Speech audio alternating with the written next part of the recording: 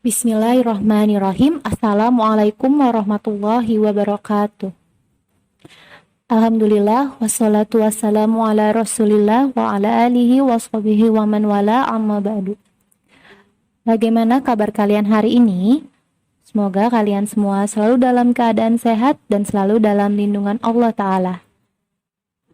Hari ini kita akan kembali mempelajari eksakta untuk kelas 5, dan hari ini kita akan mempelajari bagian IPA tentang sistem pencernaan manusia. Materi ini juga dijelaskan pada modul eksakta 5B halaman 65 sampai 77. Makanan yang masuk ke dalam tubuh manusia akan diolah melalui proses pencernaan. Proses pencernaan adalah proses penghancuran makanan menjadi zat-zat makanan yang dapat diserap tubuh. Alat yang berfungsi untuk menghancurkan makanan ini disebut alat pencernaan. Alat pencernaan pada manusia terdiri atas mulut, kerongkongan, lambung, usus halus, usus besar, dan anus. Perhatikan bagian-bagian alat pencernaan yang ditunjuk di dalam gambar. Yang pertama, alat pencernaan mulut. Makanan masuk ke dalam tubuh manusia melalui mulut. Di dalam rongga mulut terdapat gigi, lidah, dan air liur. Di dalam rongga mulut, gigi dan lidah mencerna makanan secara mekanis dengan cara makanan dikunyah oleh gigi dan dibantu lidah. Di dalam mulut juga terjadi pencernaan kimiawi oleh air liur yang mengandung enzim petialin. Enzim petialin berfungsi mengubah zat tepung secara kimiawi menjadi zat gula.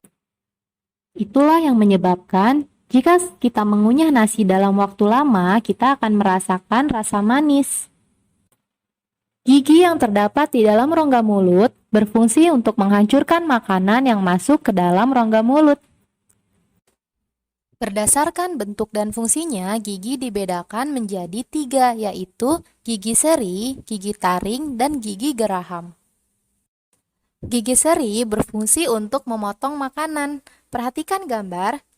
Gigi seri adalah gigi yang ditunjuk oleh angka 1. Seperti ini bentuk gigi seri. Selanjutnya, gigi taring berfungsi untuk mengoyak makanan. Gigi taring adalah gigi yang ditunjuk oleh angka 2. Lihat, pada gambar seperti ini bentuk gigi taring. Dan gigi geraham berfungsi untuk mengunyah makanan.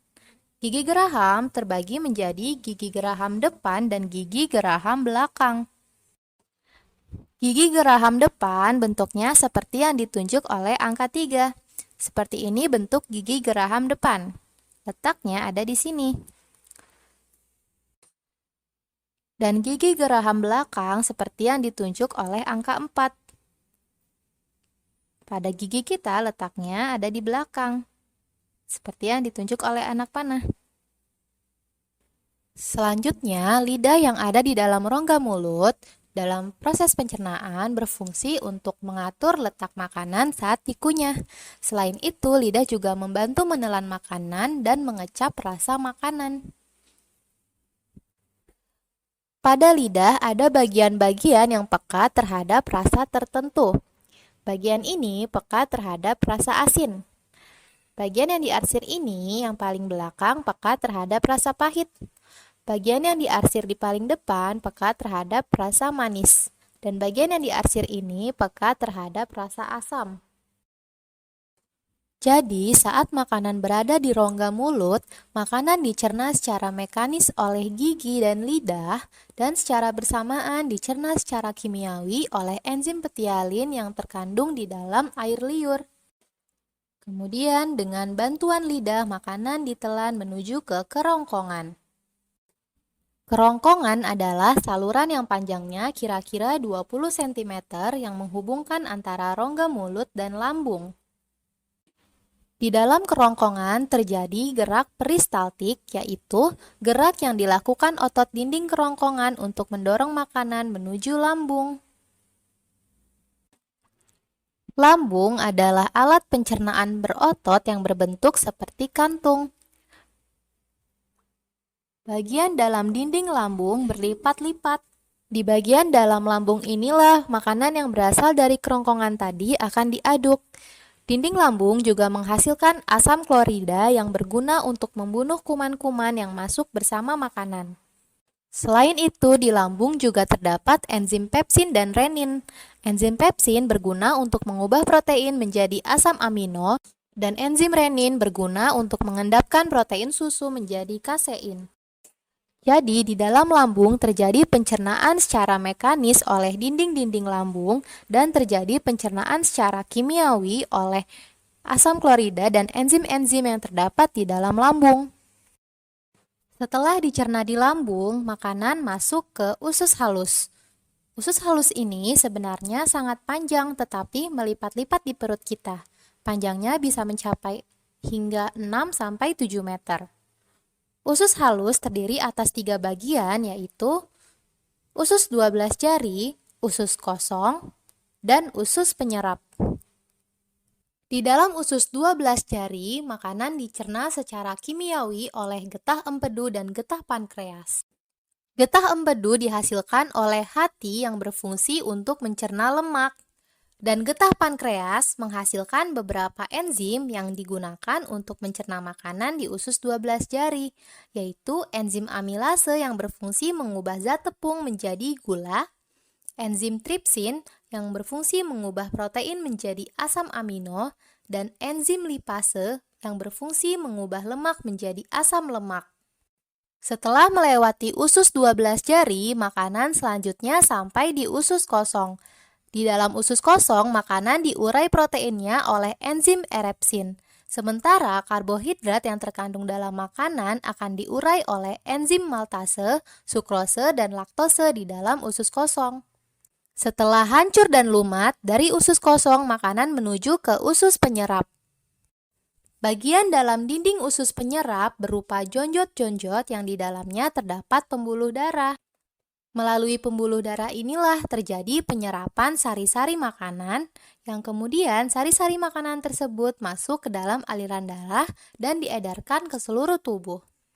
Setelah dari usus halus, sisa makanan yang sudah dicerna selanjutnya menuju ke usus besar.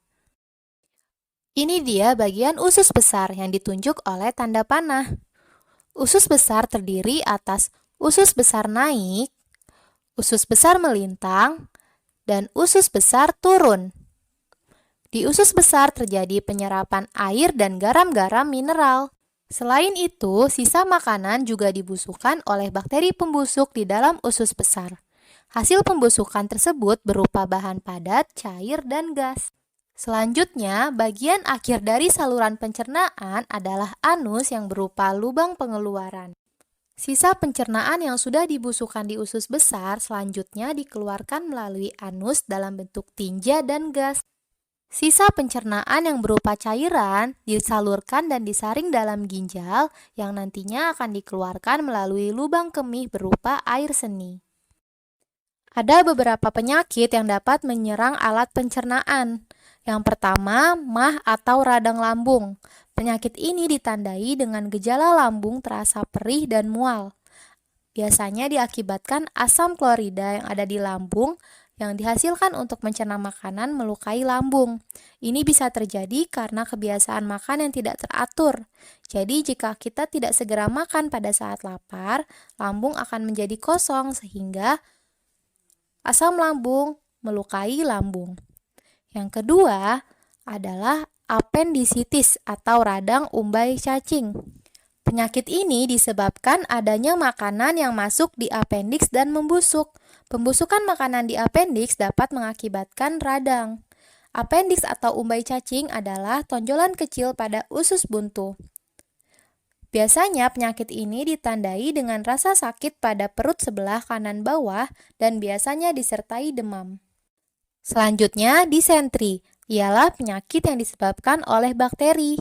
Alat pencernaan yang diserang yaitu usus, ditandai dengan muntah-muntah dan buang air besar terus-menerus. Disentri dapat dicegah dengan cara menjaga kebersihan makanan dan perlengkapan makan. Dan yang keempat adalah sembelit. Gejala penyakit sembelit yaitu sulit untuk buang air besar.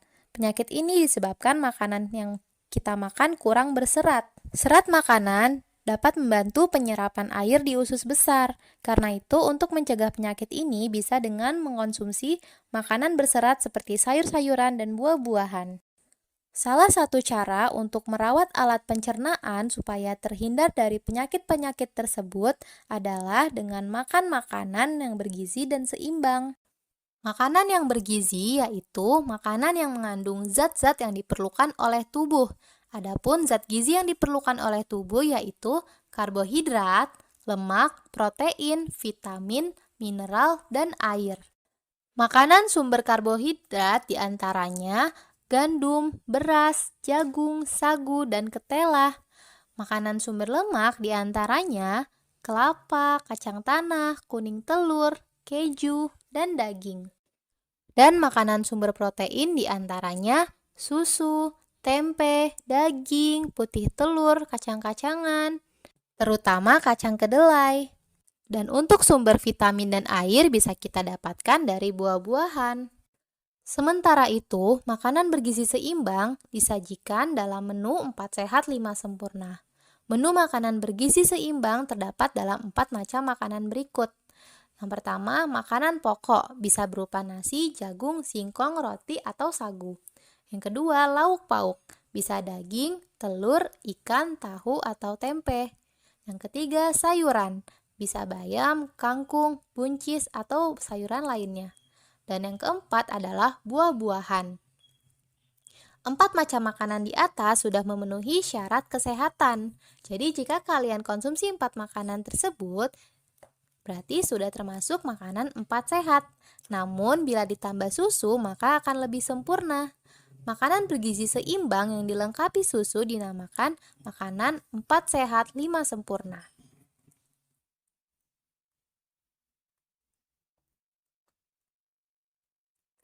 Sampai sini untuk materi hari ini. Semoga bisa dipahami dengan baik. Kita tutup sama-sama. Subhanakallahumma wa bihamdik asyhadu an la ilaha illa anta astaghfiruka wa atubu ilaik. Wassalamualaikum warahmatullahi wabarakatuh.